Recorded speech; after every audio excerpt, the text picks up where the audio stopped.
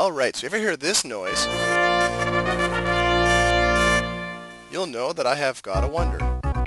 In this case, I picked up the pyramids. Excellent. And what do we got now? Well, we're going to build some temples. The reason I want to put temples in place is it keeps unhappy citizens content. And if you have more unhappy citizens than happy citizens, the happy represented by the guys wearing green, blue being content, and red being unhappy, your cities will go into revolt and they won't do any work. And here's the appearance of the Barbarian. So I'm going to send my elephant out to kill them off.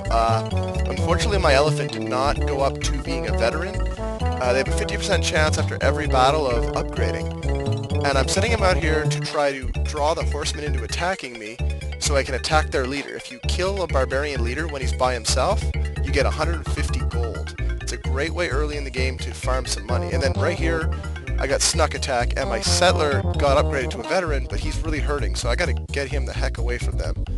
See, I'm still trying to draw that Barbarian into attacking me, when really I should be going back up to help the settler. And I dropped him back into the woods, because the woods have better defensive capability than the plains, and that's probably what kept him alive. So now that leader's all by himself, I should be sending my elephant backwards to go take care of that. But instead I'm trying to draw this guy into a battle, as you're about to see, it's gonna go very poorly. And I'm changing my Colossus that's almost done to a lighthouse because I want to be able to sail my ships away from shore, because that's what the lighthouse does. It allows triremes to go a little further. And elephants are not made to defend, and he just got smoked by a barbarian horseman. So my first military unit loss came that early in the game. Unusual for me, to say the least. My hurt settler, he's regaining hit points because he's not moving, he's not walking around the map, so they regain hit points slowly. He's building a road right now, so I decided to give him a chance. Uh-oh, here comes a barbarian ship. Round the wheel, better get ready. Well, time to make a settler, I guess. I'm sure that's not going to come back to bite me at all.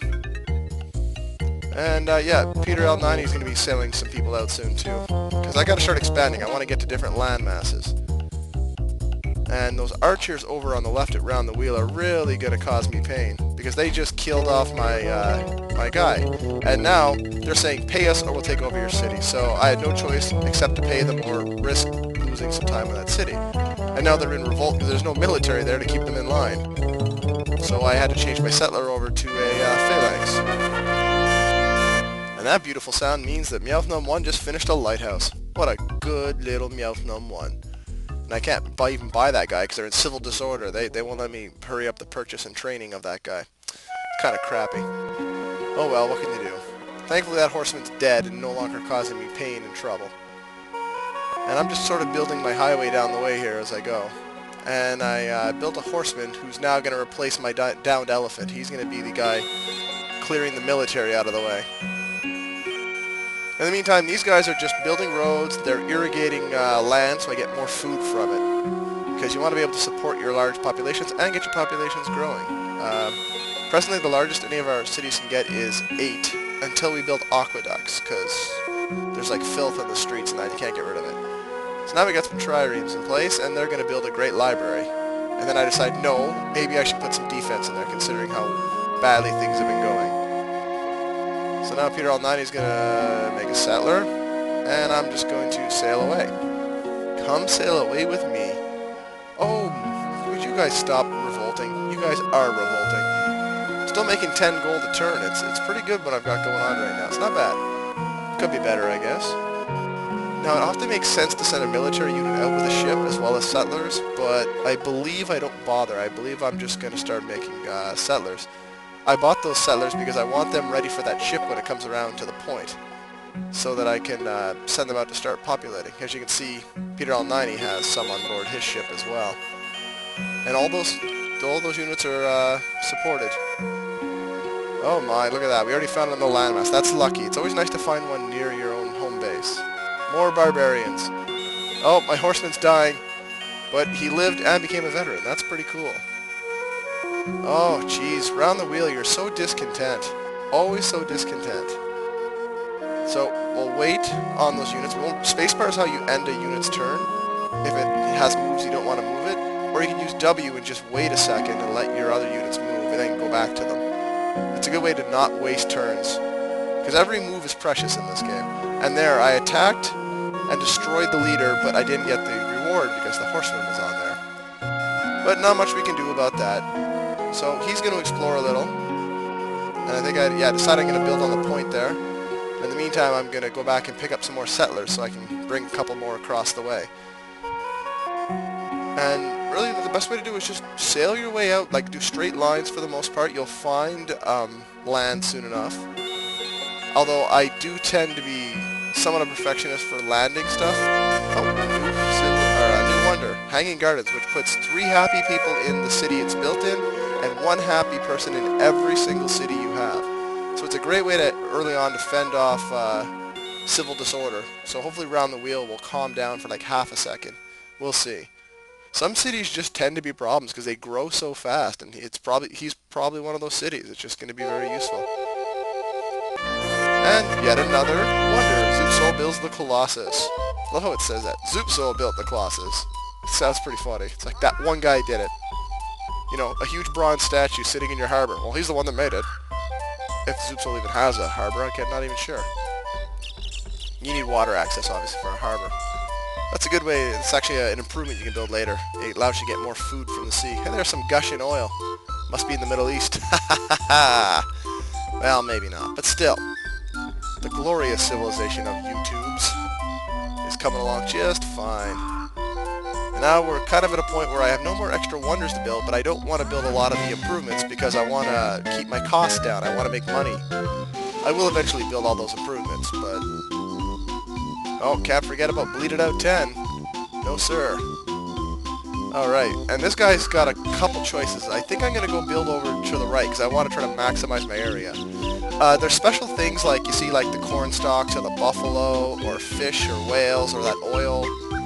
Those types of spots, they add extra, like, food, shields, and trade to a normal thing. Like, if the water is normally, like, 2 pieces of trade and 1 piece of food. But you add, like, a whale in there, suddenly you're getting all 3. It's really nice, and increased amounts of trade and food. So you always want to try to build near whales and things of that nature. You want to harvest the earth the best you can here. And I can't remember what I'm doing here. I think I'm going back to get this guy up by D. Tysonator, who was a great Mike Tyson's Punch-Out player, and just general video gamer in general. That's a great sentence. I'm really happy I said that.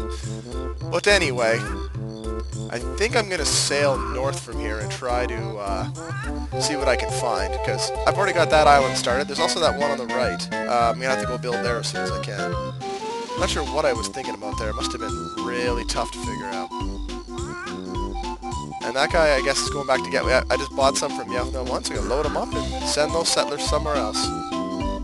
And my horseman needs to be moved. He's out there on front duty to protect my cities. At least give me a little bit of warning time if he dies, so I can get some defenses in place by buying spikes and new stuff. And there's Kuma Rage 17. Mysticism. Mysticism allows for a new wonder, which is Oracle, and it also allows you to research philosophy along if you have literacy. If you're the first one to research philosophy, you get a free scientific advancement. So by researching it first, you're kind of getting 2 for the price of 1. It's a very useful thing to do, because philosophy leads to some good stuff later on. Oh good, Zoopsol's worshipping at the temple. Now I'm going to build a library. Libraries will increase the scientific output in any city by 50%. So if you're getting 4 science, you'll get up to 6. It may not sound like a lot now, but as the game goes on and you can really up your scientific rate, you can do some good stuff. That message there was you didn't have any irrigation touching that square, or you weren't touching water, so how could you possibly irrigate it? Because I'm an idiot, I went ahead. But since I'd already built roads, there was no loss, I just went back and irrigated the previous square. Like I said, you don't want to waste turns screwing around. You want to try to use up each unit's maximum efficiency. And here he goes, I am Pokefan Johnny, but I can't fit it in, so he just gets that instead. He's actually started some talkthroughs and things. If you guys want to check him out, leave your thoughts, help him improve. I actually haven't seen them yet, but, you know, never hurts to check out someone new and offer some advice. So I guess I should do that since I'm just saying do it. It's kind of funny. Oh well. And I realized I've been playing with the grid on the whole time. It looks so much better without the grid, but it's so useful to have that grid on, so I often leave it on. And I'm not a huge fan of the Oracle, because it takes a while to build, and all it does is it doubles the effect of your temples, but it doesn't stay that long. And I think I decide here this is a pretty small island, so I'm going to put one settler back on that boat. Not that boat. And I'm going to... Oh, and now I get a message. The Greeks have undertaken a great project, the Oracle, meaning it's now a race, because you can only one wonder can be built in the entire game. So whichever civilization gets it first, they get to keep it. So it's very important that, well, to me, being a score whore, as I've said, I want to get all of them, no matter how useless they may be. And now what are we doing? I think I'm kind of deciding I've more or less done enough, and I'm gonna... This guy, I'm like, this is a good spot, so he's gonna irrigate that swamp, because you don't want to build in a swamp. I mean, who wants to live in a swamp? You won't get much of the way of prizes in that, like good value, so I'm gonna irrigate that. But I think that's where I'm gonna leave it off, and here's how it looks now for YouTube's. It's coming along. We're building ourselves an empire.